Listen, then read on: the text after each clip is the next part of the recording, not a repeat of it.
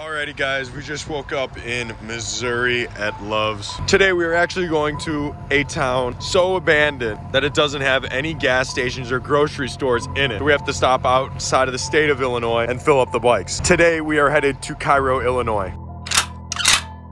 Got a lot of suggestions to go to a barbecue joint out there. So I'm gonna get the van a little bit more situated and we are gonna hit the road once these clowns finally get up. Here goes one of the craziest HoodEats I think this channel is ever gonna see. We are currently parked up in Wilson City, Missouri on the south side of the Mississippi River. We're about 10 miles away from Cairo, Illinois. Parked over on the other side of the state border just in case things get a little hairy over on the north. Really curious to see this town really for the first time with you guys and get to film a really cool part of Illinois history.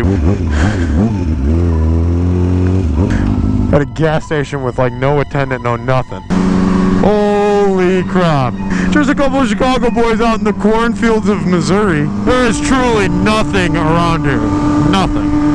Alright guys, here we are. We're going to cross the Mississippi River on Route 62. Absolutely beautiful. This town actually sits at where the Mississippi River meets the Ohio River.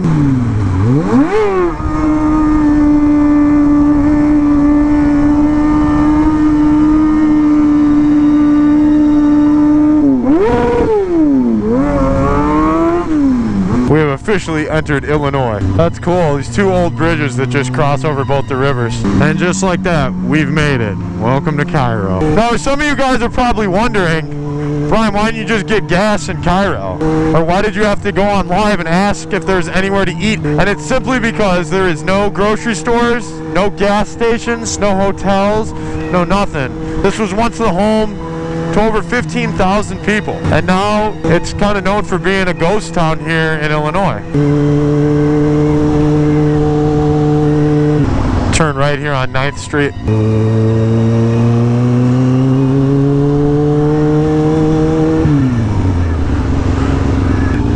As crazy as this is downtown. It used to be the hustling and bustling part of the town and home to the famous Gem Theater.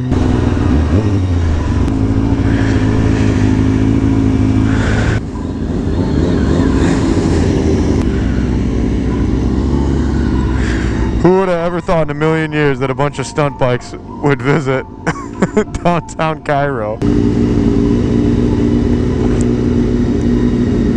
But as you can see, I'd say like 90% of these buildings are totally in a state of decay.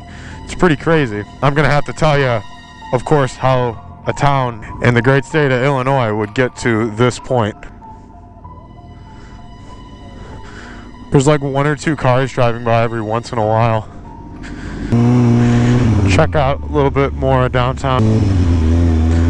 Wild.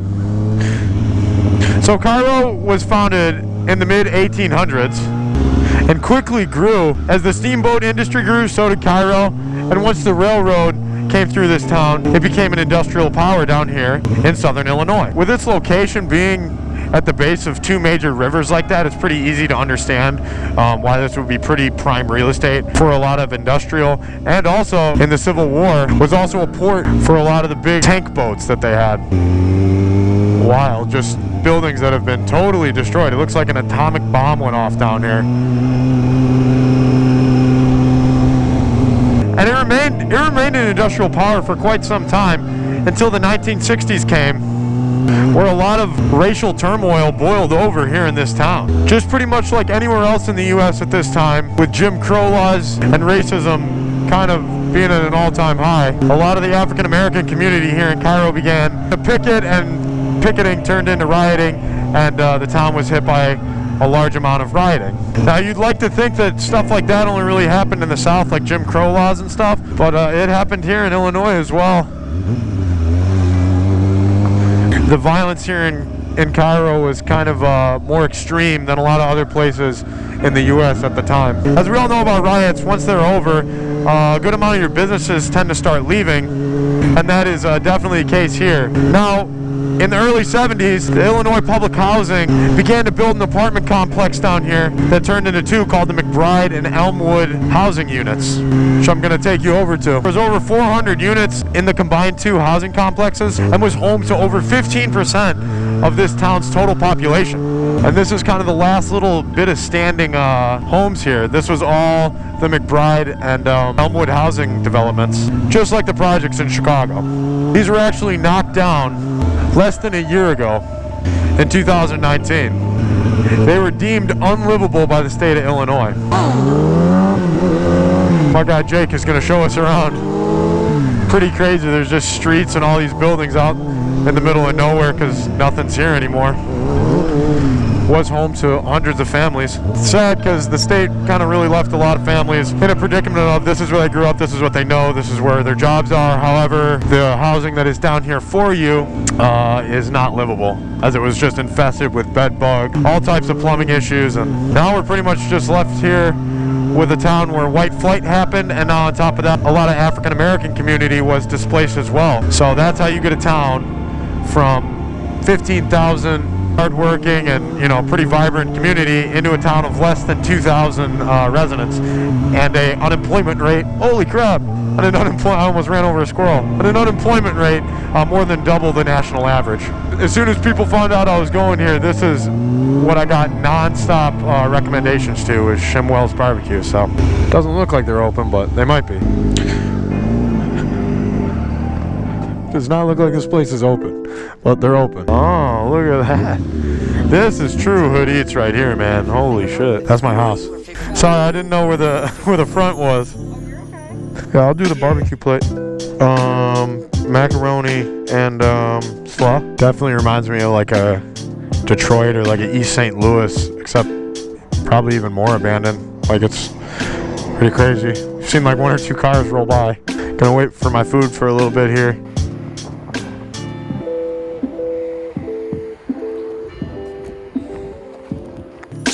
Ambition in the neighborhood that's full of regrets, maybe full of neglect, but we ain't missing a breath. As we breaking down the history, I bet you get to questioning what food is the best. So we taking the test, yeah. What do you think, boys? Pretty good? Yeah. I would say so. Yeah, it was a great time. Pretty good. Great time. Pretty good. We're out here in Cairo, you know what I'm saying? I got some cheese cubes. Look at that. I miss cheese curds, so I had to get cheese cubes.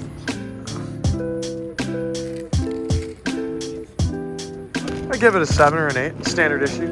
We got. Oh, for barbecue, Lem's I think has been our best. I'll link Lem's barbecue right up there. This does not touch Lem's. It's good, but it doesn't touch Lem's. That was like HoodEats 12 or something like that. Am I good? Recording? Everyone sure is super friendly here. I really would have loved to see this town in its peak.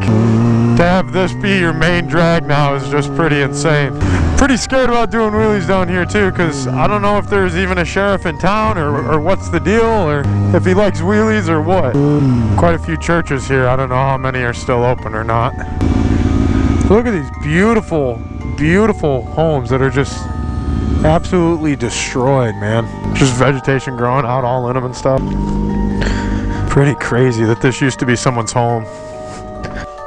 You can tell just how old like some of this furniture is. Like there's a record player.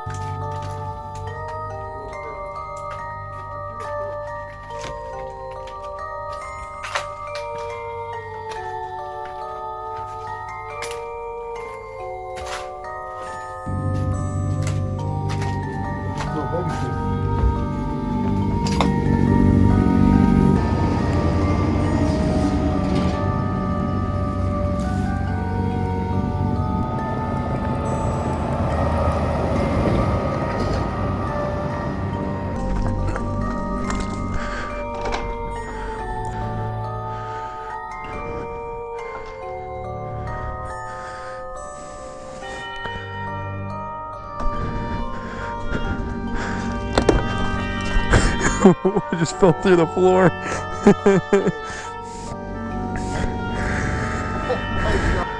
Holy shit, man. Alright, let's go. Pretty crazy to see a town in America, you know, like the most prosperous country in the world, in this shape. Pretty much just because of the shift away from the industrial mega center that was a lot of the Rust Belt here in the Midwest. See you later, Cairo, Illinois. It's kind of like an impenetrable fortress with the levee system around the two rivers to ensure that Cairo doesn't flood. Whoa! Look at my guy. Chicago is in Cairo, people.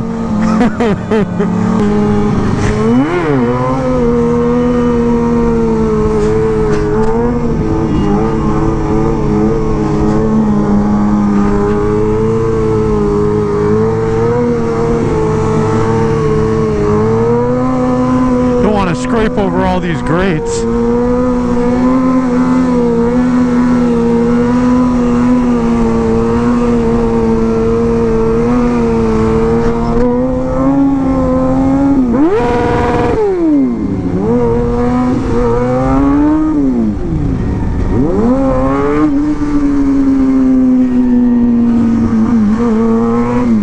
And just like that, boys, we are back over the Mississippi. Shout out to everybody that suggested not only Cairo, but the barbecue spot that we went to. Absolutely great food, great people, more than welcoming.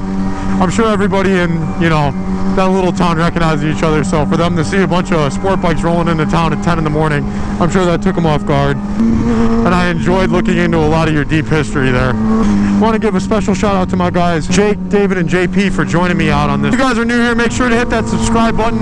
And also, if you're able to help out the channel financially so I can keep doing these trips and keep going to all these towns and big rides for the videos, make sure to hop over to my Patreon. The link is down below. Truly the reason that I'm able to travel the way I am. So if you can support me, jump over there. As always, this is your least favorite motovlogger, Brian 636, signing out from the fields of Missouri. Peace.